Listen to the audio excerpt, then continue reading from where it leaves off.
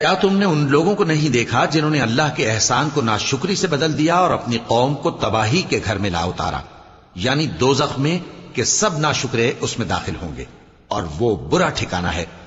اور ان لوگوں نے اللہ کے شریک مقرر کیے کہ لوگوں کو اس کے رستے سے گمراہ کریں۔ کہہ دو کہ چند روز فائدے اٹھا لو، آخر کار تم کو دوزخ کی طرف لوٹ کر جانا ہے۔ اے پیغمبر، میرے مومن بندوں سے کہہ دو کہ نماز پڑھا کریں، اور اس دن کے آنے سے پیشتر جس میں نہ اعمال کا سودا ہوگا اور نہ دوستی کام آئے گی، ہمارے دیے ہوئے مال میں سے پوشیدہ اور علانیہ خرچ کرتے رہیں۔ اللہ ہی تو ہے جس نے آسمانوں اور زمین کو پیدا کیا اور آسمان سے مے برسایا، پھر اس سے تمہارے کھانے کے لیے پھل پیدا کیے اور کشتیوں اور جہازوں کو تمہارے زیر فرمان کیا تاکہ وہ سمندر میں اس کے حکم سے چلیں،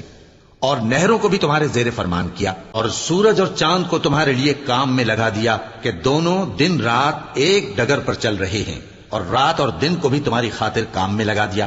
اور جو کچھ تم نے مانگا سب میں سے تم کو عنایت کیا۔ اور اگر اللہ کے احسان گننے لگو تو شمار نہ کر سکو، مگر لوگ نعمتوں کا شکر نہیں کرتے۔ کچھ شک نہیں کہ انسان بڑا بے انصاف ہے، ناشکرا ہے۔ اور جب ابراہیم نے دعا کی کہ اے میرے پروردگار، اس شہر کو لوگوں کے لیے امن کی جگہ بنا دے، اور مجھے اور میری اولاد کو اس بات سے کہ بتوں کی پرستش کرنے لگیں بچائے رکھیو،